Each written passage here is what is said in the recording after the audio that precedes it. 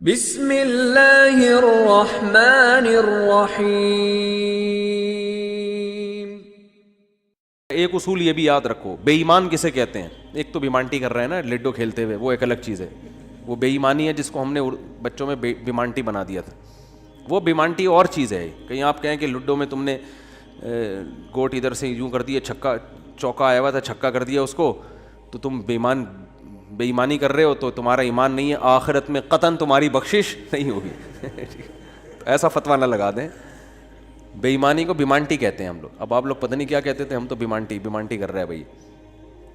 تو یہ وہ بیمانٹی نہیں ہے، یہ جو جس بیمانٹی کی قرآن بات کر رہا ہے نا، یہ کیا مطلب؟ اللہ کے وجود کا انکار کیا جائے، یا اللہ کے ساتھ کسی کو شریک مانا جائے، یا اللہ کے کسی پیغمبر پر اعتراض کیا جائے، یا اللہ کا کوئی حکم جس کے بارے میں آپ کو 2 اور 2 4 کی طرح معلوم ہے کہ یہ واقعی اللہ کا حکم ہے، اس حکم پر اعتراض کیا جائے، کیونکہ یہ تمام چیزیں اصل میں اللہ کا انکار ہی اس سے لازم آ رہا ہے، انکار ہی لازم آ رہا ہے، گویا آپ اپنے آپ کو اللہ سے بڑا بنا رہے ہو۔ تو یہ ہے کفر۔ دوسری بات یہ کہ اسلام میں احکام کا مدار زبان پر رکھا ہے، زبان پر۔ آج لوگ چھوٹی چھوٹی باتوں پہ زبان سے کلمہ کفر نکال دیتے ہیں، اور وہ سمجھتے ہیں کہ اس سے ہوگا کیا۔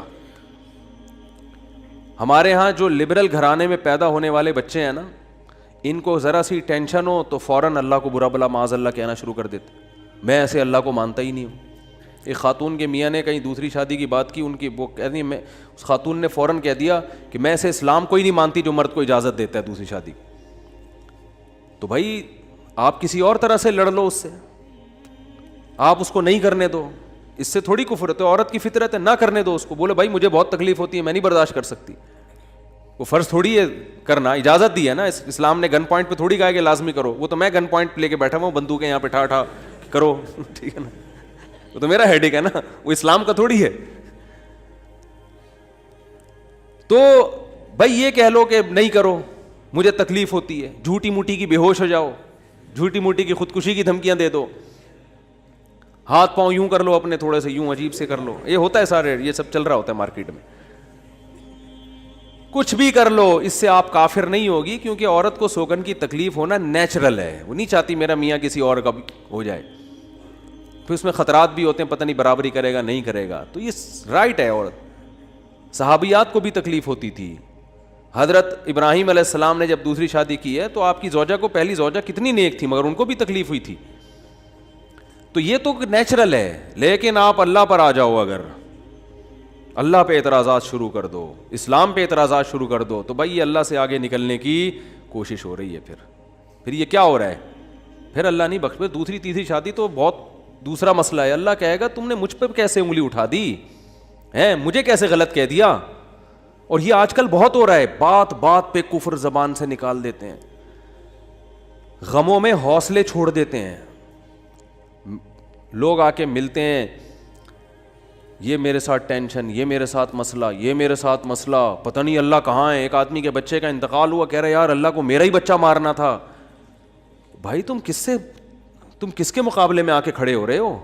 خدا سے مقابلہ کر رہے ہو تم۔ تو یاد رکھو اللہ کی جو صفت ہے نا، وہ ہے کبریائی، استغنا۔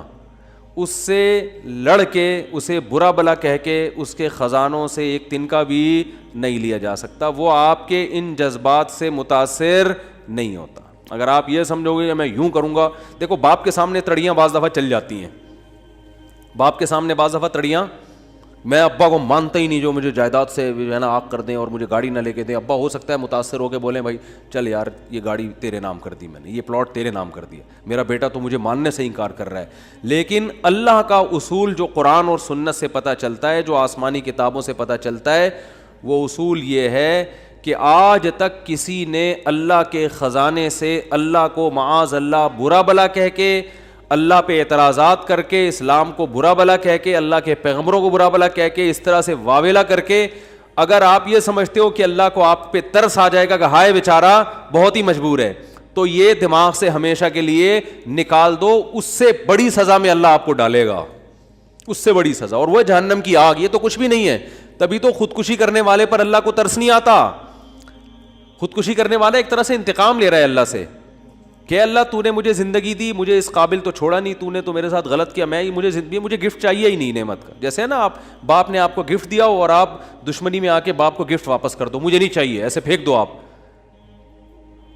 تو ہو سکتا ہے باپ کا یہ اصول ہو, وہ پھر بھی وہ کہے نہیں میرا بیٹا ایسا نہیں, لیکن اللہ کا اصول نہیں ہے, اللہ کا یہ اصول نہیں. اللہ کہے گا بھائی تو کیا سمجھتا ہے, میں تجھے اور آگ میں ڈالوں گا. تو دنیا کی ٹینشنوں سے تو چاہتا تھا یہ ناکام عشق ہو گیا, عشق ناکام ہو گیا, اور یہ ہو گیا تیرے ساتھ, اور یہ ہو گیا, اور تو جاب لیس ہو گیا, اور گھر سے مہنگائی اور غربت کے تانے پڑ رہے ہیں تیرے کو, اور بے روزگاری کے تانے مل رہے ہیں, اور معاشرے میں تیری عزت نہیں ہو رہی, اور اب آ کے تو کیا کر رہا ہے, خودکشی کر رہا ہے. تو یہ سمجھ لے گا کہ میں تیرے پہ ترس کھا کے تجھے چھوڑ دوں گا. ایسا نہیں ہے. نبی صلی اللہ علیہ وسلم نے فرمایا جس نے خودکشی کی, جس طرح سے اپنے آپ کو ہلاک کیا ہے نا, تو قیامت تک برزخ کی زندگی میں اسی طرح سے اپنے آپ کو ہلاک کر کے مارتا رہے گا. اللہ کہے گا یہ زہر پی کے مرا تھا نا, زندگی دے گا اللہ برزخ میں اور کہے گا یہ زہر کی بوتل پی دوبارہ, اور اسی طرح تیری آنتیں کٹیں گی. جس طرح اپنے آپ کو مارا ہوگا برزخ میں قیامت تک اسی طرح اپنے آپ کو مارتا رہے گا وہ. یہ بہت بڑی غلط فہمی ہے کہ ہم واویلا کر کے اللہ کو اپنی طرف متوجہ کر سکتے ہیں, ہم زبردستی کر کے اللہ کو اپنی طرف مائل کر سکتے ہیں. ایسا بالکل بھی نہیں ہے. بعض لوگ غموں سے پریشان ہو کے گناہ کرنا شروع کر دیتے ہیں, سمجھتے ہیں کہ یار میرا تو حق بنتا ہے, میں تو سٹا لگاؤں گا, میں تو ٹینشن میں آیا ہوا ہوں, میں تو شراب پیوں گا, میرے ساتھ یہ ہو رہا ہے تو میرا تو بھائی آپ پیو گے تو یہ نہ سمجھو کہ اللہ آپ سے خوش ہو جائے گا کہ جی آپ کو ایک غم آیا تھا, اس غم میں آپ نے چونکہ شراب شروع کی ہے ٹینشن ختم کرنے کے لیے, تو اب اللہ کو ترس آئے گا, نہیں اس پہ شراب کیا ہو گئی ہے, معاف ہو گئی ہے, یہ بیچارہ اس کا کیا بنتا تھا, رائٹ بنتا تھا, اس کو تکلیفیں اتنی دی ہیں. ایسا نہیں ہوگا بھائی, اس خوش فہمی میں مبتلا مت ہونا. یہ اصول ہے, اللہ کا قانون ہے, یہ قرآن سے پتہ چلتا ہے, حدیث سے پتہ چلتا ہے. اللہ کو جھکنے والا بندہ پسند ہے. جو اللہ بنانا چاہتے ہیں نا اپنی مخلوق کو, وہ کیا بنانا چاہتے ہیں, میں تمہارے ساتھ اچھا سلوک کروں برا سلوک کروں, تم بندے ہو, بندے بن کے رہو, ٹھیک ہے نا, کیا رہو, تم نے بس دعا ہی مانگنی ہے, اللہ یہ سب میرے ساتھ جو ہو رہا ہے یہ ٹھیک کر دے, میں ٹھیک کروں نہ کروں, تم نے ساری عمر کیا کرنا ہے, بس یہی مانگنا ہے کہ اللہ ٹھیک کر دے, اللہ محتاج ہیں, اللہ یہ بھی ٹھیک ہو جائے, اللہ یہ بھی ٹھیک ہو جائے, اللہ بے روزگار ہوں روزگار دلا دے, میری مرضی روزگار دوں یا نہیں دوں, نہیں بھی دوں تم نے یہی کہنا ہے اللہ دلا دے. ساری زندگی اسی دعا میں گزارنی ہے تم نے, چاہے میں تمہاری دعا قبول کروں چاہے تمہاری دعا قبول نہ کروں, کیونکہ تم بندے ہو, میں خدا ہوں, خدا تم تھوڑی ہو, تمہاری تھوڑی چلے گی زمین پہ. بہت سے لوگ یہ فالٹ ہے, دعائیں نہیں قبول ہو رہی, تبھی تو وظیفوں کی طرف جاتے ہیں. اولاد نہیں ہو رہی, کوئی وظیفہ بتا دے, او بھائی دعا مانگ لے, اولاد کہہ رہا دعا تو مانگ کے دیکھ لیا ہے, وہ تو ہو ہی نہیں رہی, تو کوئی ٹیکنیکل طریقہ ہو اولاد کا, سے کیسے ہو جائے گی بھائی, ٹیکنیکل طریقے تو نہیں ہے. یونس علیہ السلام جب مچھلی کے پیٹ میں تھے, کتنا بڑا غم لگا نا آپ کو. یونس علیہ السلام مچھلی کے پیٹ میں, تو اللہ سے آپ نے دعا مانگی, وظیفہ نہیں پڑھا ہے. وظیفے پڑھنا بھی جائز ہے اگر کوئی قرآن و آیتیں ہیں تو کوئی گناہ نہیں ہے, لیکن جو اصل جو اسلام کی روح ہے وہ کیا ہے, دعا. تو یونس علیہ السلام نے مچھلی کے پیٹ میں دعا مانگی, لا الہ الا انت سبحانک. دیکھو حضرت یونس علیہ السلام, ہمارا جو مزاج ہے نا وہ کیا ہے, یونس علیہ السلام کئی سال اپنی قوم کو تبلیغ کرتے رہے ہیں, قوم باز بولو نہیں آئی. حضرت یونس کو یقین ہو گیا اس قوم پہ عذاب آنے والا ہے, تو آپ نے اللہ سے نہیں پوچھا, اس لیے کہ آپ کا خیال تھا بھئی یہ عذاب تو آئے گا, تو میں اللہ کے خوف سے اب بستی کو پہلے چھوڑ دیتا ہوں. میں آپ سے یہ اجتہادی خطا ہوئی, یہ اجتہادی خطا ہوئی کہ بھئی اللہ کی پرمیشن کے بغیر آپ نے قوم کو کیوں چھوڑا. حالانکہ اس اجتہادی غلطی کے پیچھے جو اس کی بیس تھی وہ بیس بہت اچھی تھی, وہ اللہ کا خوف اور اللہ کی خشیت. اللہ کے عذاب سے بھاگنا یہ تو حکم ہے نا, فنٹر بننے کی تھوڑی اجازت ہے کہ جہاں عذاب آ رہا ہے تو کھڑے رہو وہاں دیکھو, ایسا تھوڑی ہے. قوم لوط پر جب عذاب آیا تو جو اہل ایمان تھے ان کو حکم تھا پیچھے مڑ کے بھی نہیں دیکھنا ہے, اس عذاب کو دیکھنے کی بھی اجازت نہیں, ڈرو اس سے بھاگو. جب قوم عاد قوم سمود کی بستیوں سے نبی گزرتے تھے تو چہرے پہ کپڑا ڈال کے جلدی اپنی رفتار بڑھاتے تھے, بھئی یہ اس عذاب کو اپنی آنکھوں سے بھی نہ دیکھو, خوف پیدا ہوتا ہے اس سے. تو اتنا زیادہ آپ صلی اللہ علیہ وسلم خوف زدہ ہوتے تھے. تو اللہ کے عذاب سے تو دور بھاگنے کا حکم ہے. تو اب یہاں کیا ہے کہ کیا بات چل رہی تھی یار, حضرت یونس علیہ الصلاۃ والسلام اللہ کے عذاب کے ڈر سے اپنی قوم کو چھوڑ کر نکل گئے. یہ بیس بالکل ٹھیک ہے بھائی, جب اللہ کا وعدہ بھی یہی ہے کہ جو قوم ایمان نہیں لے کر آئے گی تو میں اس کو تباہ کر دوں گا. تو حضرت یونس علیہ السلام کو خیال ہوا کہ بھائی یہاں سے نکل جاؤ. جب بیٹھے ہیں کشتی میں, کشتی ڈوبنے لگی تو ملا نے کہا بھائی وزن کشتی میں زیادہ ہے, ایک آدمی کو نیچے اترنا پڑے گا ورنہ سب ڈوب جائیں گے. کون اترے گا بھائی؟ قرآن اندازی ہونی چاہیے. قرآن اندازی میں نام کس کا آیا؟ یونس علیہ السلام. تو بتاؤ ہم ہوتے, ہم کہتے ساری زندگی تبلیغ کرتا رہا, اب جب عذاب آنے والا ہے تو اللہ کے خوف سے ہی نکلا میں, اس کا صلہ یہ مل رہا ہے کہ ڈوبنے والا کون ہے؟ بولو, میں ہی ہوں. بھائی مجھے تو زیادہ پروٹوکول, اللہ تعالیٰ کو 6 کشتیاں میرے لیے پہلے سے سمندر میں رکھنی چاہیے تھی نا. کیا ہو گیا؟ یہ ہماری سوچ تو یہی ہے کہ میں نے چونکہ فجر کی نماز پڑھی ہے تو میری دکان پہ کسٹمر 6 گنا زیادہ آنے چاہیے. پیسے سارے وہ کما رہے ہیں, نمازیں میں پڑھ رہا ہوں. اچھا میرے پر لوگ اعتراض یہ بھی کرتے ہیں کہ احتیاط اس نے کی, اس کو کرونا ہو گیا. اس نے احتیاط نہیں کی, اس کو نہیں ہوا, یہ مفتی لوگوں کو الو بنا رہا ہے. تو بالکل یہی ہے کہ نماز میں پڑھ رہا ہوں, روٹی کس کو مل رہی ہے؟ اس کو مل رہی ہے. احتیاط میں کہہ رہا ہوں, وہ کرونا بھی مجھے ہی ہو رہا ہے. ٹھیک ہے نا, ٹھیک ہے نا. تو اب اللہ سے تھوڑی کوئی لڑ سکتا ہے بھائی. تو اللہ کی مرضی, جو اب احتیاط کے باوجود بھی کسی کو بیماری لگا دے, اور ایسے ہے گلے مل رہے ہیں اور روزانہ چھینک رہے ہیں ایک دوسرے کے منہ پہ, انہیں کچھ نہیں ہو رہا. وہ تو اب اللہ کی مرضی, اللہ سے تھوڑی کوئی لڑ سکتا ہے. لیکن ہم تو ظاہر کے مکلف ہیں نا, ہم تو اسباب کے مکلف ہیں, تو اس لیے حکم دیا جاتا ہے احتیاط کا. تو خیر, جب تک کرونا ختم نہیں ہوگا ہم بھی آپ کا پیچھا نہیں چھوڑیں گے, یہ ذہن میں رکھو آپ. تھوڑا تھوڑا جیسے 4 شادیاں آتی ہیں نا تڑکے میں, اس طرح یہ بھی آتا رہے گا تڑکے میں, کیونکہ لوگ نہیں کر رہے احتیاط تو کیا کریں. اچھا خیر, بات ہی کہاں چل رہی تھی؟ تو یونس علیہ السلام کی جگہ ہم ہوتے تو بھائی ہماری حالت کیا ہوتی ہے. اللہ, جیسے تبلیغ میں ہم میں سے کوئی گیا ہوا ہوتا 4 مہینے کے لیے, 4 مہینے کے لیے تبلیغ میں نکلے ہوتے, اللہ کے راستے میں واپس آ رہے ہوتے تو پتہ چلا کچھ یعنی کنوینس ہی نہیں مل رہی, پولیس والے پکڑ کے لے گئے, کسی کیس میں بند کر دیا, تو کیا وسوسے آتے ہیں دماغ میں. جیسے حج کرنے گئے نا, ایک آدمی حج کرنے گیا, لٹ گیا وہاں پہ نا جیب کتروں نے. تو وہ کہہ رہے اللہ میں نے تو سنا تھا حاجی تیرے مہمان ہوتے ہیں, تو ہم نے تو دنیا میں کسی کو نہیں دیکھا کسی نے اپنے مہمان کس کی یہ انسلٹ کی ہو. ٹھیک ہے نا, ہم نے تو نہیں دیکھا. میں تیرا مہمان بن گیا اور کچھ بھی نہیں بچا میرے پاس, سب کچھ ہی لٹ گیا. تو جلا ہوا آدمی تھا. تو یونس علیہ السلام کی جگہ کوئی اور ہوتا, ہم جیسے نالائق ہوتے, تو ہم کہتے ہیں اللہ ساری زندگی قوم کی مخالفت لے کے تبلیغ کرتا رہا, اپنا تن من دھن لگا دیا, نہ کاروبار کی طرف توجہ, نہ کوئی پیسے کمانے, جو روکھی سوکھی ملی کھا لیا. پیغمبروں کا تو کوئی اجرت بھی نہیں ہوتی, وہ تو بالکل ہی اللہ توکل پہ چل رہے ہوتے ہیں. اے اللہ غربت میں وقت گزارا, کبھی کھانے کو ملا نہیں ملا, بس تیرے دین کو فوکس کیا. اب جب عذاب آنے والا ہے تیرا اس قوم پہ, تو تیرے خوف سے نکلا میں, جو تیرا ہی حکم ہے کہ مجھ سے ڈرو, میرے عذاب سے ڈرو. اب کم از کم کوئی 2-4 کشتیاں یا ہوائی بحری جہاز کوئی کھڑا ہوا ہوتا میرے استقبال میں, اور اگر نہیں تھا میں نے اپنے خرچے سے پہ کشتی لی ہے میں نے. ٹھیک ہے نا, ذمہ داری کس کی بنتی تھی اللہ؟ ذمہ داری تیری بنتی تھی کہ کشتی کا انتظام تیری طرف سے ہو. بھائی گورنمنٹ اگر کسی فوجی کو کسی مہم پہ بھیجتی ہے, اب جو امریکہ کے فوجی افغانستان آئے ہوئے ہیں ان کو باعزت واپس نکالنا کس کی ذمہ داری ہے؟ بولو نا, امریکہ کی ذمہ داری ہے نا. تو تبھی تو فوجی کہہ رہے ہیں بھائی تم نے ہمیں عزت کے ساتھ جب بھیجا ہے تو عزت کے ساتھ پٹھانوں سے بچا کے نکالنا کس کی ذمہ داری ہے؟ یہ امریکہ کی ذمہ داری ہے نا.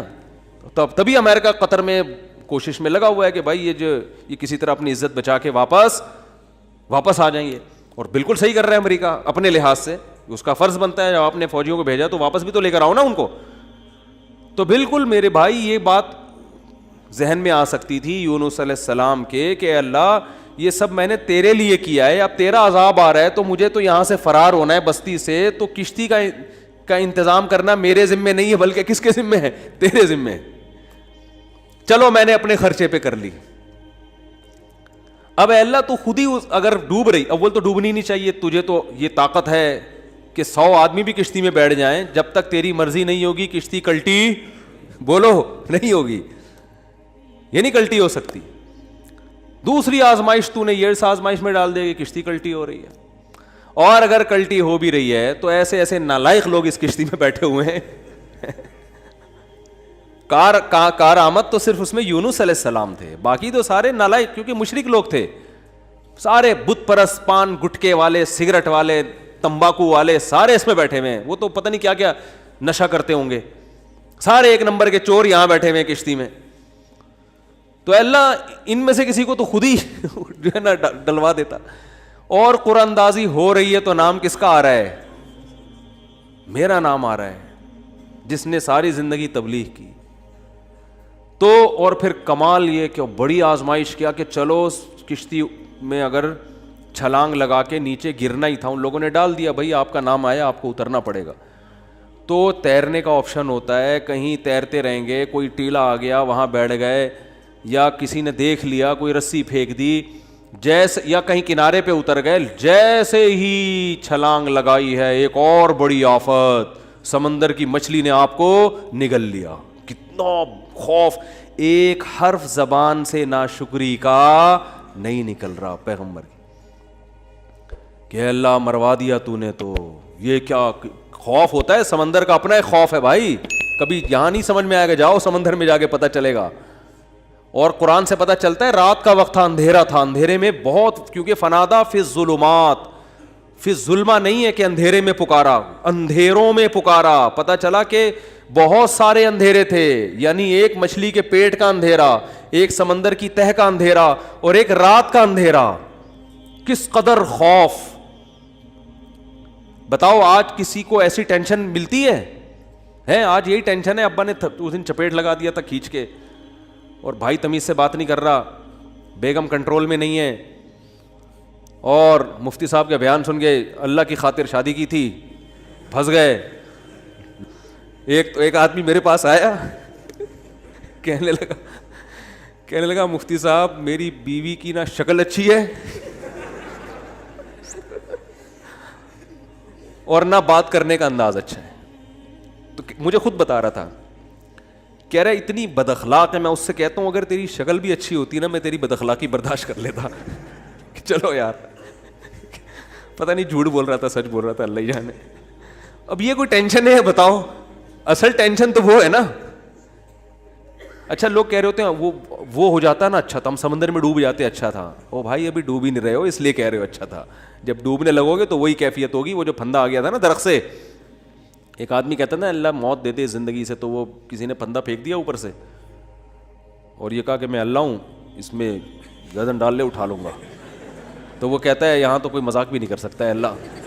تو وہ جب آتی ہے نا اپنے اوپر تو پھر یہ کنڈیشن ہوتی ہے. تو یونس علیہ السلام پر جو آزمائشیں آئیں، کتنی بڑی بڑی آزمائشیں، مچھلی کا پیٹ اور نگل گئی مچھلی اکثر ثابت نگلتی ہے. ذرا بھی شکایت، کیونکہ ہم بندے ہیں بھائی، ہماری جو ڈیوٹی ہے ہم نے وہ کرنی اور چھوٹا بن کے رہنا ہے. ہم نے اللہ کے سامنے یہ نہیں کرنا یہ کیا ہو رہا ہے، ایسا کیوں ہو گیا، میں تو تبلیغ کے لیے نکلا تھا، میرے ساتھ یہ ناانصافی، یہ نہیں ہوتا. یہ اصول قرآن کیوں یہ واقعہ ذکر کر رہا ہے؟ یونس علیہ السلام اللہ کے برگزیدہ پیغمبر ہیں. ہمارے حضرت فرمایا کرتے تھے یہ محبت کی چٹکیاں ہوتی ہیں. انسان کو جس سے محبت ہوتی ہے تو اس کو ستاتا ہے، اور یہ ستانا تکلیف برائے تکلیف نہیں، اس کے درجات کو بلند کرنی. محبت کا اظہار ہے کہ میرا ایسا بندہ ہے، ایسا پیغمبر ہے، کتنی آزمائشوں میں ڈالا، زبان سے ایک حرف ناشکری کا نہیں نکل رہا، ساری اپنی طرف منسوب کہ میری غلطی ہے، میری غلطی ہے، میری غلطی ہے، میں غلط ہوں. تو قرآن کے الفاظ دیکھو، جب مچھلی نے نگلا ہے اور سمندر کی تہ میں گئی اندھیروں در اندھیرے، تو یونس علیہ السلام نے فنادا فی الظلمات، اندھیروں میں کیا پکارا، لا الہ الا انت، اے اللہ تیرے سوا کوئی غلامی کے لائق نہیں ہے، میں تیرا غلام ہوں. انی کنت من الظالمین، میں ہی غلط ہوں، تو غلط نہیں ہے، مجھ سے کوئی غلطی ہوئی ہے اور میں تجھ سے استغفار کرتا ہوں. ان کو احساس ہو گیا کہ میں جو بغیر پرمیشن کے آیا ہوں شاید یہ اس لیے ہو رہا ہو میرے ساتھ. دیکھو اپنے آپ کو غلط ثابت کرنے کے لیے دلائل تراشے جا رہے ہیں. کوئی اللہ نے وہی تھوڑی کی تھی اس وقت کہ آپ غلط ہیں. بس اس عمل سے اندازہ ہو گیا کہ بھائی اور تو میں نے کوئی, مجھے نہیں لگتا میرے سے کوئی گناہ ہوا ہو, تو مجھے لگتا ہے کہ یہ ہے جس کی وجہ سے اللہ کیا ہے, مجھ سے ناراض ہے. تلاش کر رہے ہیں, کوئی اپنی مسٹیک تلاش کریں, اپنے آپ کو غلط کہیں تو لا الہ الا انت سبحانک, اے اللہ تو ہر عیب سے پاک ہے. کیا مطلب؟ تو میرے ساتھ غلط نہیں کر سکتا, یہ میرا ہی کوئی عمل ہے جس کی وجہ سے ایسا ہو رہا ہے. تو تھوڑی غلط ہے, تو ہر عیب سے پاک ہے, تو ظالم تھوڑی ہے, میری غلطی ہے, میں غلط ہوں. کیا اللہ کے رحمت کے خزانے حرکت میں آتے ہیں. فَالْتَقَمَهُ الْحُوتُ وَهُوَ مُلِيمٌ, قرآن کہہ رہا ہے مچھلی نے نگلا اس حال میں کہ یونس علیہ السلام اپنے آپ کو ملامت کر رہے تھے. جب مچھلی نگل رہی تھی اس وقت بھی اپنے آپ کو ملامت کر رہے ہیں, اپنے آپ کو برا بھلا کہہ رہے ہیں, میں غلط, میں نے غلط کیا. تو جب مچھلی کے پیٹ میں جا کے توبہ استغفار کی ہے تو اللہ کی صفت استغنا دیکھو. اللہ فرماتے ہیں لولا انہ کان من المسبحین, اگر یونس اپنی غلطی کا اعتراف نہ کرتے للبث فی البطن الی یوم یبعث فی بطنہ الی یوم یبعثون, قیامت تک اسی کے پیٹ میں رہتے, وہ نہیں نکلتے. یہ اللہ کی صفت استغنا ہے کہ بھئی اللہ کو آپ ڈرا کے دھمکا کے یا اپنی غلطی کا اعتراف کیے بغیر اللہ پہ ڈال کے اللہ سے کچھ بھی منوا نہیں سکتے. اللہ کہتے ہیں ہمیشہ رہتے, لیکن اللہ کو پتا تھا نہیں ہے ایسا, وہ تو آزمایا. پیغمبر تو گناہ نہیں کر سکتے نا, یہ تو اللہ آزما رہے ہیں دنیا کو دکھانے کے لیے کہ میرے نیک بندے ایسے ہوتے ہیں.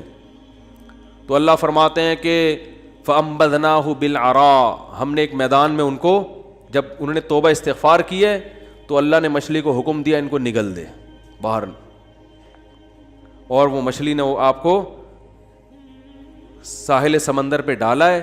اب اللہ کی رحمت کے خزانے, سمندر کے ساحل پر کچھ بھی نہیں تھا. اللہ فرماتے ہیں وہاں اپنی قدرت سے ہم نے درخت پیدا کر دیا جو ان کو کیا دے گا, چھاؤں. اب معجزے ہو رہے ہیں کہ نہیں ہو رہے؟ بھئی اللہ آزمایا, اللہ نے کہا آزمائش میں پورا اترا یہ بندہ, میرے یہ نیک بندے آزمائش میں پورے اترے ہیں. اور اللہ نے اپنی قدرت سے درخت پیدا کر دیا اور حکم دیا جاؤ اپنی قوم کے پاس واپس جاؤ. قوم سے عذاب ٹل گیا. ہوا یہ تھا کہ جب یونس علیہ السلام کو یقین ہو گیا عذاب آ رہا ہے تو یونس علیہ السلام جیسے ہی نکلے, وہ قوم تھی ہوشیار, اس کو اندازہ ہو گیا کہ بھائی یہ جب تک ہم میں تھے تو عذاب کا چانس نہیں تھا, یہ گئے ہیں تو اب واقعی آئے گا. تو عذاب دیکھے بغیر انہوں نے توبہ تائب شروع کر دی, تو اللہ نے وہ عذاب آنے والا ان سے کیا کر دیا, ٹال دیا. یہ ہے اللہ کی رحمت. اللہ کے غضب پہ کیا رہتی ہے, بولتے کیوں نہیں بھائی, غالب. تو یہ واقعہ بھی ثابت ہو گیا, رحمت ہمیشہ گراف اللہ کا اوپر رہتا. ہاں عذاب دیکھ لیتے اور مذاق اڑاتے, جیسے قوم عاد نے مذاق اڑایا. فلما رأوه عارضا مستقبل اودیتہم, جب انہوں نے بادلوں کو اپنی طرف آتے ہوئے دیکھا, پیغمبر بتا رہے ہیں کہ یہ عذاب ہے, تو کہہ رہے ہیں ھذا عارض ممطرنا, کوئی عذاب نہیں ہے بھائی, بادل تو آتے ہیں برستے بھی ہیں, کوئی نارمل. وہ تو آخری دم تک ڈٹے ہوئے تھے. اب کیونکہ اللہ کی صفت غضب بھی ہے, رحمت غالب تو رہتی ہے, لیکن ایسا نہیں ہے کہ غضب ختم ہی ہو گیا ہے. پھر اللہ نے عذاب بھیجا اس قوم پہ. 7 دن 8 راتیں تیز ہوائیں چلی ہیں, 8 دن 7 راتیں, اور ایسا اٹھا کے اس قوم کو پٹخائے کہ اللہ فرماتے ہیں کأنہم اعجاز نخل خاویہ. 1 ہفتے کے بعد ایسا لگ رہا تھا کھجور کے تنے ہیں جو اوندھے پڑے ہوئے ہیں, بڑے بڑے قداور لوگ تھے وہ. اللہ نے تو اس لیے میرے بھائی جب کوئی غم آئے, پریشانی آئے, تو واویلا نہ مچایا کرو, رونے دھونے کی اجازت ہے. یہ بے صبری نہیں ہے, جب انسان کو غم ہوتا ہے روتا بھی ہے, ہائے ہوئے بھی کرتا ہے, لیکن اللہ کو برا بھلا کہنا شروع کر دینا, میرے ساتھ اللہ یہ کر رہا, میرے ساتھ اللہ میں ہی ملا ہوں اللہ کو. آپ کا کام ہے غلامی, مانگتے رہنا ہے, مانگتے رہنا ہے, مانگتے رہنا ہے. اکثر ایک واقعہ علماء بتاتے ہیں, کتابوں میں لکھا ہوا ہے کہ ایک بزرگ حج کرنے جاتے تھے, حج کرنے کے بعد ندا آتی تھی قبول نہیں ہوا. کیا ندا آتی تھی؟ قبول نہیں ہوا. تو دوبارہ چلے جاتے اگلے سال, جب حج کرتے پھر ندا آتی قبول نہیں ہوا, وہ پھر چلے جاتے, پھر چلے جاتے. تو کسی نے کہا کہ آپ خود ہی بتاتے ہو کہ جب میں حج سے فارغ ہوتا ہوں آسمان سے ایک ندا آتی ہے کہ قبول نہیں ہوا, تو پھر کیوں جاتے ہو بار بار. تو انہوں نے کہا بھائی میرا کام ہے حج کرنا, اپنی کوتاہیوں کی اصلاح کرنا. قبول کرنا کس کا کام ہے؟ اللہ کا. اب اللہ سے تو لڑ تھوڑی سکتا ہوں. اور یہ بھی نہیں ہے کہ اب فنٹر نہیں بنو کہ اب تو ہم نہیں جائے گا بھائی, اب تھوڑی 2 دفعہ چلے گا, 3 دفعہ چلے گا, ہر دفعہ یہ آواز آ رہی ہے اب تھوڑی ہمارے پاس اور بھی دنیا میں غم ہے بھائی, یہ حج ہی کرتے رہیں گے کیا؟ یہ ہوتا اصل میں لوگوں کا یہ رویہ ہو گیا ہے. دعا میں بہت ہو رہا ہے یہ, یار ہم نے دعا, مفتی صاحب 6 دفعہ دعا مانگ لی پھر بھی فائدہ نہیں ہو رہا. اب یہی تھوڑی کہ دعا مانگتے بول نہیں رہے ہوتے, مفتی صاحب سے ڈر رہے ہوتے ہیں تو بھائی اتنا اللہ سے ڈر لو. وہ بعض تو بول بھی دیتے ہیں. تو بھائی 6 دفعہ 10 دفعہ 100 دفعہ دعا مانگنے میں کیا جا رہا ہے یار؟ اللہ کے سامنے ہاتھ اٹھا کے مانگنے سے زیادہ بھی کوئی مزیدار عمل ہو سکتا ہے؟ نہیں قبول ہو رہی, اہل اللہ کہتے ہیں نہیں قبول ہو رہی نا, اس میں مانگنے میں اور زیادہ مزہ ہے, ٹھیک ہے نا. اس میں مانگنے میں یہ اللہ ایمان کا امتحان لے رہا ہے, تو ہم غیب پر ایمان کے دعوے دار ہیں. اللہ تو نہ قبول کر, ہم تو مانگتے رہیں گے. ہمیں مزہ اسی میں آتا ہے. حضرت عمر رضی اللہ تعالی عنہ کا قول ہے کہ مجھے اس سے غرض نہیں ہے کہ میری دعا قبول ہو رہی ہے کہ نہیں ہو رہی, یہ تو میرا کام ہی نہیں ہے کہ یہ اللہ کی ذمہ داری ہے, یہ ہماری ٹینشن. یہ تو میں حضرت عمر کے الفاظ اپنی زبان میں بتا رہا ہوں, یہ ہماری ٹینشن ہے ہی نہیں, یہ تو اللہ کا کام ہے نا, قبول کرنا تو اس کا کام ہے.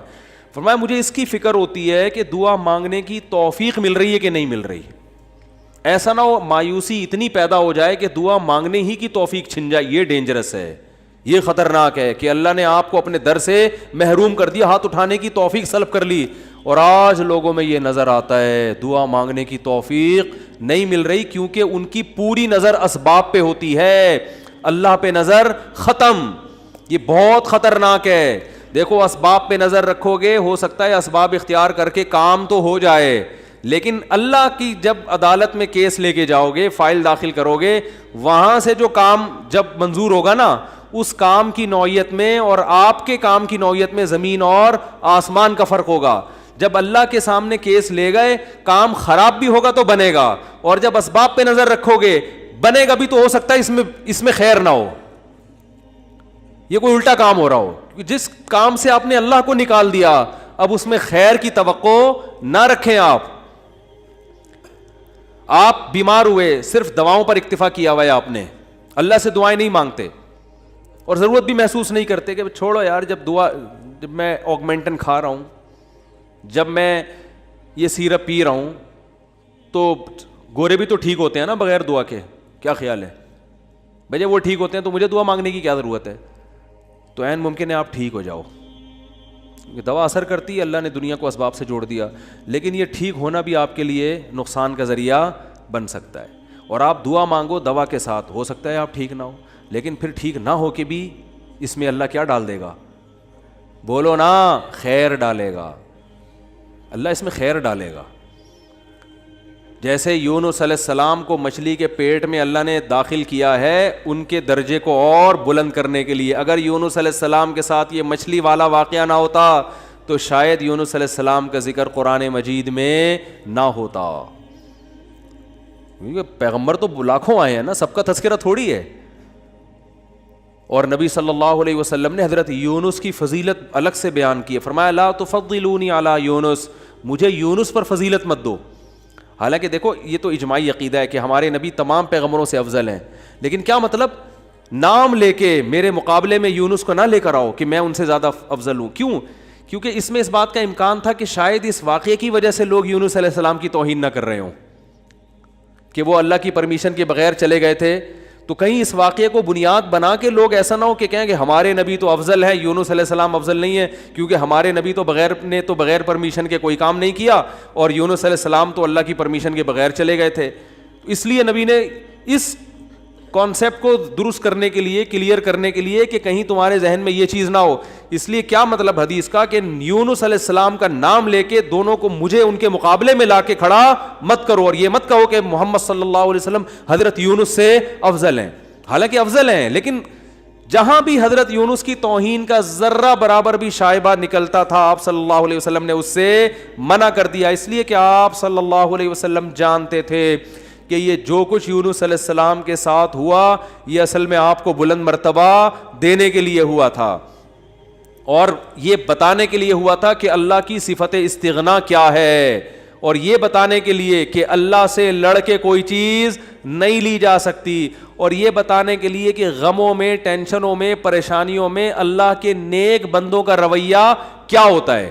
اور میں آپ کی جنرل نالج کے لیے ایک بات یہ بھی بتا دوں کہ جس کا یہ لائف اسٹائل ہوگا نا، وہ ٹینشنوں میں بھی خوش رہے گا، ویسے ہی ٹینشن ختم کر لیتے ہیں اللہ اس سے، کیونکہ وہ ہر ٹینشن کو کس کی طرف سے سمجھ رہا ہے؟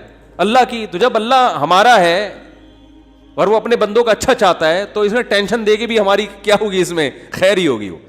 اس نے یعقوب علیہ السلام سے جو بیٹا چھینا تو یعقوب علیہ السلام کو نوازنے کے لیے چھینا، یوسف علیہ السلام کو جو بچپن میں باپ سے الگ کر دیا، مصر کا بادشاہ بنانے کے لیے کیا اس نے، نہ چھنتے نہ بادشاہ بنتے۔ تو ہمارا کام ہے ہر برائی اپنے کھاتے میں ڈالیں، سمجھ رہے ہو کہ نہیں سمجھ رہے؟ اور ہر اچھائی کس کی طرف منسوب کریں؟ اللہ کی طرف۔ دیکھو جن بھی یہ چیز جانتے ہیں، حالانکہ جن میں تو شر غالب ہوتا ہے، لیکن اس معاملے میں جن ہی ہم سے اچھے۔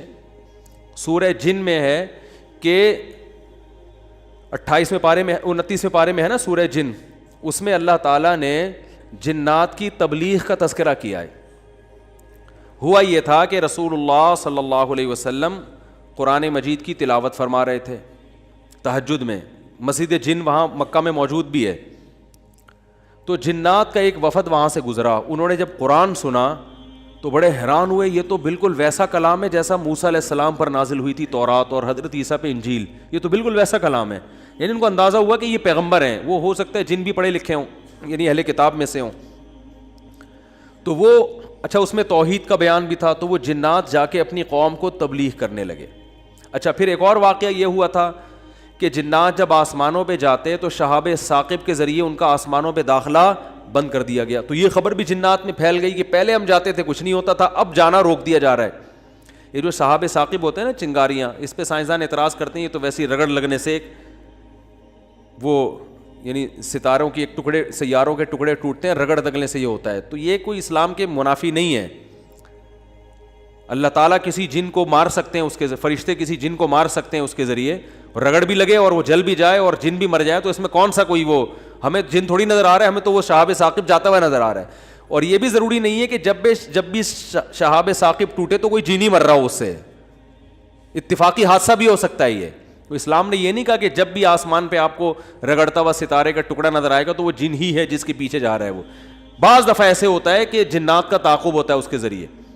تو یہ نبی کے دور میں ہوا، اور اس کی دلیل یہ ہے کہ جب قرآن کی آیتیں نازل ہوئی نا کہ جنات نے کہا کہ ہم جب جاتے ہیں تو شہاب ثاقب آتا ہے، تو اس پر کسی مشرک نے اعتراض نہیں کیا کہ یہ تو پہلے بھی آ رہے تھے، اب تھوڑی آ رہے ہیں، کوئی نیا واقعہ تھوڑی ہے، یہ تو پہلے بھی آ رہے ہیں۔ تو جنات نے یہ کہا کہ ہم نے دیکھا ہے کہ ہمارا اوپر داخلہ بھی کیا ہو گیا، منع ہو گیا، تو دنیا میں کوئی بڑا واقعہ ہوا، تو واقعہ انہوں نے دیکھا کہ بھائی یہ قرآن نازل ہو رہا ہے اور یہ کوئی دنیا میں نیا مذہب آیا ہے اور یہ پیغمبر ہیں، تو انہوں نے جا کے اپنی قوم کو تبلیغ کی، جس کا سورہ جن میں تذکرہ ہے۔ تو تبلیغ میں انہوں نے یہ الفاظ کیے کہ وَأَنَّا لَمَسْنَا السَّمَاءَ فَوَجَدْنَاهَا مُلِئَتْ حَرَسًا شَدِيدًا وَشُهُبًا، ہم پہلے کی طرح جب آسمانوں پہ جاتے ہیں تو ہم اس میں پہرے دیکھ رہے ہیں اور شہاب ہے، پتھر ہیں جن سے ہمارا تعاقب ہو رہا ہے۔ تو یہ کچھ کام ہوا ہے۔ آگے کیا کہتے ہیں؟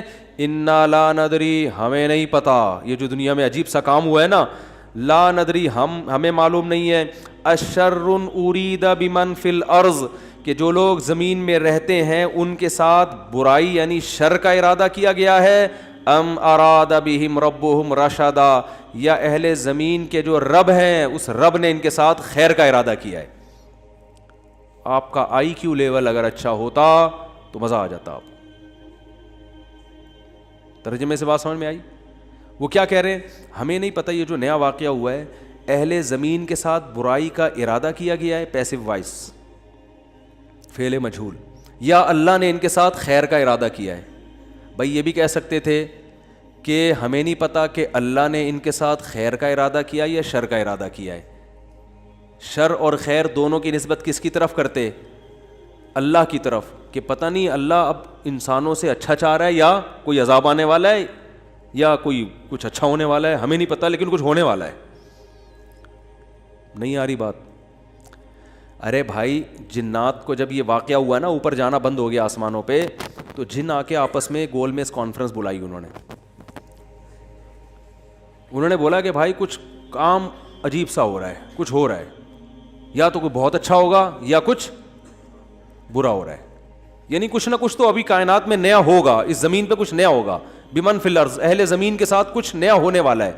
اب یہ نہیں پتا کہ اچھا ہونے والا ہے یا برا, تو یا تو دونوں میں اللہ کا نام نہ لیتے, یہ کہتے ہمیں نہیں پتا اچھا ہونے والا ہے یا برا ہونے والا, یا اگر اللہ کی طرف نسبت کرنی تھی تو یہ کہتے ہیں ہمیں نہیں پتا کہ اللہ اچھا کرے گا یا اللہ ان کے ساتھ کیا کرے گا, برا کرے گا. بھائی جو بھی کرے گا اللہ ہی کرے گا نا. یا تو اللہ کی طرف منسوب کرو اچھائی کو بھی اور برائی کو بھی, کہ ہمیں نہیں پتا کہ اللہ نے جو آسمان میں پہرے لگا دیے ہیں تو اب اللہ کا ارادہ ہے کہ اہل زمین کے ساتھ کچھ بہت اچھا کرے گا یا اللہ ان کو سزا دے گا, کوئی برا ہوگا ان کے ساتھ. لیکن جنات کا انداز دیکھو, وہ کہہ رہے ہیں جب برائی کی بات آئی تو اللہ کا نام درمیان سے غائب کر دیا. اشر اریدا, اریدا جو میرے تفسیر کے لیکچر سن رہے ہیں نا اسپیچز چینل پہ, ان کو پتا ہے اریدا اکریما کی طرح ہے, پیسو وائس, ارادہ کیا گیا ہے. کس نے کیا یہ نہیں بتا رہے, کیا تو اللہ نہیں ہے. برائی کا ارادہ کیا گیا ہے زمین والوں کے ساتھ یا اللہ نے اچھائی کا ارادہ کیا ہے. اب آئی سمجھ میں؟ اب بھی اگر نہیں سمجھ میں آیا تو آئی کیو لیس لوگ ہیں آپ لوگ. پھر وہی پہلی ہے کہ وہ جو سیٹھ صاحب تھے نا, بے وقوف تھے, اپنے شاگرد سے کہہ رہے ہیں, اپنے ملازم سے, کہ ایسی پہیلی پوچھ کہ اس کا جواب میں بتا سکوں, ورنہ بے عزتی ہو جائے گی نا. اور اگر نہیں بتایا نا میں نے اس پہیلی کا جواب تو میں تجھے چھوڑوں گا نہیں, تیری گردن اڑا دوں گا میں. اب پہلی پوچھ لیکن آسان, تاکہ میری عزت بھی ہو جائے کہ بھائی سیٹھ نے پہلی کا جواب دیا ہے, جب جواب دوں گا عزت ہوگی, بھائی بڑے ذہین ہیں آپ. تو آہستہ سے اس کو کان میں کہہ دیا کہ ایسی پوچھنا کہ مجھے جواب اس کا آ بھی جائے, اتنی مشکل نہ ہو. اب یہ جو ملازم تھا نا, یہ گرو کہتے ہیں نا اس کو, گرو کہتے ہیں کیا, چیلا کہتے ہیں, چیلا یا چیلا, بچہ بڑا ہوشیار ہے ماشاء اللہ, چیلا. تو وہ چیلا کے اب سوچنے لگا کہ یار ایسی پہلی پوچھو کہ بہت آسان ہو. اب اس نے پہلی سوچ کے آیا, سرائکی میں یہ لطیفہ ہے اصل میں, دیکھو ہک چانٹ مرے سا سدھا تھیا ویسے, یہ میں نے ایک لفظ سیکھا ہے ابھی سرائکی کا. اب کسی کا مطلب نہ پوچھنا, وہ چماٹ لگا دے گا آپ کو کھینچ کے. دیکھو ہک چانٹ مرے سا سدھا تھیا ویسے, ٹھیک ہے نا. تو یہ کسی سے کہنا نہیں, ورنہ کوئی گارنٹی نہیں ہے, ٹھیک ہے نا. تو وہ جو تھا نا, اس میں اس نے پہلی سوچی, اس نے کہا حضور, اب مجھے پوری سرائکی تو آتی نہیں نا, وہ ہمارے حضرت سرائکی میں سناتے تھے یہ لطیفہ, وہ مزہ سرائکی میں ہی ہے. خیر, ہک مخلوق ہے, پونچھ گھمیندی ہے, چولہے کے گرد گھومدی ہے تے میاؤں میاؤں کریندی ہے. ہیں بھائی, پونچھ بلی ہے نا, سب کو پتا ہے بھائی, اور چولہے کی گرد اکثر گھومتی ہے, اور آخر میں کمبخت نے یہ بھی بتا دیا کہ میاؤں میاؤں کریندی ہے, کہ یار ایسا نہ ہو یہ کوئی شیر اور چیتا کو لے آئے. اب یہ کھوپڑی اس کی کام نہیں کر رہی نا, ٹھیک ہے, آئی کیو. اب یہ گھنٹہ بیٹھ کے سوچ کے کہتا ہے یار کس مصیبت, کہہ رہے ککیڑ مرغا نا. اب یہ جو چیلا تھا نا, اس نے بولا اگر میں نے بول دیا نا کہ یہ غلط ہے تو میری تو ایسی کی تیسی. اور یہ تھا ڈیڑھ ہوشیار. یہ اگر یہ کہہ دیتا کہ جی یہ جو ہے کیا نام ہے صحیح جواب دیا, تو اس کو یہ شبہ تھا کہ جو میرا گرو ہے وہ کہے گا کہ یہ شاید 2 نمبری کر رہا ہے. تو اس نے بڑی چالاکی سے کام کیا, اس نے بولا حضور لگتا ہے کسی نے دسیا ہے, یعنی اتنی مشکل پہلی میں نے پوچھی تھی اور آپ نے بالکل درست جواب دیا, یہ کسی نے یقیناً آپ کو بتایا ہے. تو جواب کہتے ہیں نہیں, عقل جی دوڑ ہے, عقل کی دوڑ ہے بھائی, ادھر کیا ہے یہ عقل جی دوڑ ہے. ہمارے ادھر ایسی پڑھتے تھے, عقل جی دوڑ ہے, عقل کی دوڑ ہے بھائی یہ. تو میں نے اتنی ڈیٹیل میں آپ کو بتایا, اب بھی سمجھ میں نہیں آ رہا کہ جنات کیا کہہ رہے ہیں, انا لا ندری, ہمیں نہیں پتا, اشر ارید بمن فی الارض, کے زمین والوں کے ساتھ شر کا ارادہ کیا گیا ہے, ام اراد بہم ربہم رشدا, یا رب نے خیر کا ارادہ کر لیا ہے. تو کتنی تمیز ہے جنات میں, ہے بھائی. حالانکہ شر کا ارادہ بھی اگر کیا ہے تو اللہ نے کیا ہے, خیر کا ارادہ بھی کیا ہے تو کس نے, لیکن قرآن جنات کے ان الفاظ کو نقل کر کے, قرآن نا سمندر ہے, بہت سارے مضامین قرآن میں ہوتے ہیں, ایک ایک آیت میں بہت ساری چیزیں نکل رہی ہوتی ہیں. تو یہاں یہ جہاں یہ بات ثابت ہو رہی ہے, تبھی تو فقہاء نے بیان کیا نا کہ قرآن اور حدیث سے استدلال 4 طریقوں سے ہوتا ہے, عبارت النص, اشارت النص, اقتضاء النص اور دلالت النص. 4 طریقے ہیں جہاں سے فقہاء قرآن و سنت سے مسائل نکالتے ہیں, جو اصول فقہ میں پڑھائے جاتے ہیں. جو آج کل جو نئے محقق آ رہے ہیں نا مارکیٹ میں, انہوں نے ان میں سے کوئی اصول بھی نہیں پڑھا ہوتا. تو اس سے یہ بھی پتہ چل رہا ہے قرآن تمیز بھی سکھا رہا ہے ہمیں کہ جنات سے تمیز سیکھ لو, ہمیشہ شر کی نسبت اپنی طرف کرو. صحیح ہے نا, میری وجہ سے ایسا ہوا, یہ ساری خرابی کس کی وجہ سے ہوئی ہے, میری وجہ سے ہوئی ہے. بھائی میری کوئی کوتاہی ہے جس کی وجہ سے شکست ہوئی ہے. جیسے غزوہ احد میں شکست ہوئی تو صحابہ نے تو اپنے آپ کو جھونک دیا تھا, شکست ہو گئی تو قرآن نے کیا کہا, تمہاری وجہ سے ہوئی ہے. ٹھیک ہے نا, تم نے پیغمبر کی اس معاملے میں اطاعت نہیں کی. صحابہ نے یہ نہیں کہا واہ ہم مدینہ چھوڑ کر آ گئے پیغمبر کے لیے, ہے بھائی اتنے ساری ہم نے قربانیاں دے دیں اور اسباب کی دنیا میں کامیابی کی امید نہیں تھی, پھر بھی ہم نے اپنے آپ کو میدان جنگ میں لے جا کے جھونک دیا. اب ایک گھاٹی پہ اگر 50 آدمیوں کے میں سے چند لوگوں نے اگر امیر کی اطاعت نہیں کی تو اس کی ہم سب کو اتنی بڑی سزا مل رہی ہے. دوسرے کوتاہی تو انہوں نے کی ہے اور قرآن کہہ رہے کہ تم نے کی ہے, سب کی طرف نسبت کیوں کی جا رہی ہے؟ صحابہ نے ایسا کوئی لفظ زبان سے نہیں نکالا, کچھ بھی نہیں نکالا صحابہ نے. اے اللہ ہماری غلطی ہے, ہم استغفار کرتے ہیں, آئندہ یہ کوتاہی نہیں ہوگی. کیسا کامیابی کے اصول ہیں یہ. تو بھائی دیکھو دنیا میں آپ کو اللہ کی مان کے چلنا ہے, آخرت میں پھر اللہ آپ کی مان کے چلے گا. سمجھ رہے ہو نا, پھر آخرت میں اللہ کہے گا کہ وَلَكُمْ فِيهَا مَا تَشْتَهِي أَنفُسُكُمْ, تمہیں زبان سے نہیں بولنا پڑے گا, جو دل میں تمہارے خیال آئے گا نا, خواہش پیدا ہوگی, اس دل کی خواہشات کو اللہ وہاں پورا کرے گا. دنیا آزمائش کی جگہ ہے, پیڑے کھانے کی جگہ نہیں ہے, یہاں آزمائشیں ہیں. اور اگر کوئی آزمائش نہیں ہے تو یہ خود ایک آزمائش ہے. آپ کہہ سکتے ہیں فلاں تو بڑی ہنسی خوشی زندگی گزار رہا ہے, وہ تو کوئی آزمائش ہی نہیں ہے. او بھائی یہ ہنسی خوشی زندگی خود ایک آزمائش ہے کہ یہ اللہ کا شکر ادا کر رہا ہے کہ نہیں کر رہا. اسے نہ کوئی بیماری ہے, اس کا گھر بھی ہے, اس کے بیوی بچے بھی ہیں, اس کو سکون بھی ہے, گھر میں آتا ہے بیگم تمیز سے بات کرتی ہے, اور جناب گھر سے باہر نکلتا ہے تو بیگم پوچھتی نہیں ہے واپسی پہ کہ انڈے کیوں نہیں لے کر آئے, کوئی کسی قسم کی ٹینشن نہیں ہے. یہی ہو رہا ہے نا آج کل. اور جناب ابا بھی ٹھیک ہیں, اماں بھی ٹھیک ہیں, ملک کی حالات بھی ٹھیک ہیں, بے روزگاری بھی نہیں ہے, بلب کے والدین کو گالیاں دینے کی بھی ضرورت نہیں ہے, لائٹ بھی نہیں جا رہی ہے, پنکھا بھی چل رہا ہے, بٹن دباؤ پنکھا چلتا ہے. جیسے آسٹریلیا میں تو یہی ہوتا ہے, بٹن دباتے تھے پنکھا چل جاتا تھا. وہاں پہ میں حیران ہوتا تھا یار, ہم تو دیکھتے ہیں ٹرائی کر کے چلا کہ نہیں چلا. ایسا ہی ہوتا ہے نا, چل گیا اے اللہ تیرا شکر ہے, نہیں چلا کوئی بات نہیں, لائٹ آنے والی ہے تھوڑی دیر میں آ جائے گی. جنریٹر چلاؤ, کھینچو پھر اس کو جا کے, کتنے تو چپک کے مر گئے جنریٹر سے بیچارے اس چکر میں. تو کوئی ٹینشن اگر نہیں ہے تو بھی بڑی ٹینشن ہے بھائی. کہیں اللہ ایسا تو نہیں ہے کہ کوئی بہت بڑی پکڑ آنے والی ہے, اللہ کی بہت بڑی پکڑ نہ آنے والی ہو, اس لیے ڈرنا ہے. تبھی کہتے ہیں نا الایمان بین الخوف والرجاء, خوف اور امید کے درمیان ہے ایمان. اللہ کی نعمتوں پہ خوش بھی ہونا ہے لیکن خوف کے ساتھ, اترانا نہیں ہے, خوف کے ساتھ. یار اللہ نے مجھے گاڑی بھی دے دی, گھر بھی دے دیا, بیوی بچے بھی دے دیے, روزگار بھی اچھا ہے, صحت بھی اچھی ہے, سب کچھ ہی مجھے مل گیا. تو کہیں یہ استدراج نہ ہو, اللہ کی طرف سے ڈھیل نہ ہو, کیونکہ فرعون کو بھی سب کچھ مل گیا تھا. صحابہ میں تو ایسا بھی ہوتا تھا جب ان کے سامنے اچھے مرغن کھانے آتے رونا شروع کر دیتے. کہیں ایسا تو نہیں ہے کہ ہم نے نبی کا جو ساتھ دیا تو اللہ تعالیٰ نے ہمیں ہمارے اعمال کا بدلہ کہیں دنیا میں ہی تو نہیں دے دیا, ایسا تو نہیں آخرت میں نہیں ملے گا, اس سے ڈر جاتے تھے وہ. اور آج ہماری حال دیکھو, ہماری حالت دیکھو, خوشی ملتی ہے تو اترانے لگتے ہیں, دوسروں کو نیچا دکھانے لگتے ہیں, اور ایسے سمجھتے ہیں ہم سے بڑا فنٹر دنیا میں کوئی ہے ہی نہیں, اور اعمال سے پیچھے ہٹ جاتے ہیں. خوشی ملی ہے نا تو اعمال سے کیا ہو جاتے ہیں, پیچھے, اور غم ہوتا ہے تو واویلا کرنا شروع کر دیتے ہیں.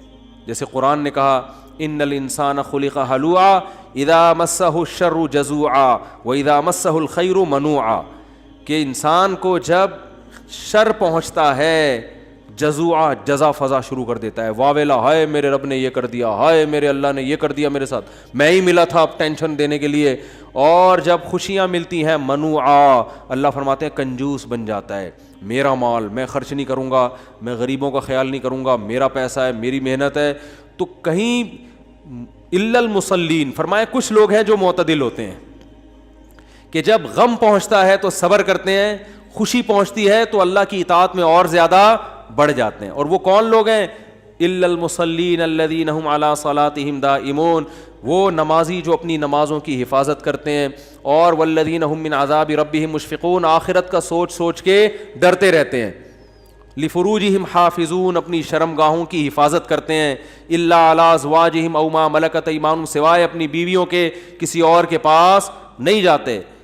لاماناتہم وعہدہم راعون, اپنے ایگریمنٹ کے پابند ہوتے ہیں, کسی کو زبان دے کے پیچھے نہیں ہٹتے معاہدوں کے. تو اللہ نے جو خوف دن کے دل میں نا ان کی یہ صفات بیان کی ہیں, فرمایا یہ نارمل لوگ ہوتے ہیں. یہ کیا ہوتے ہیں؟ نارمل.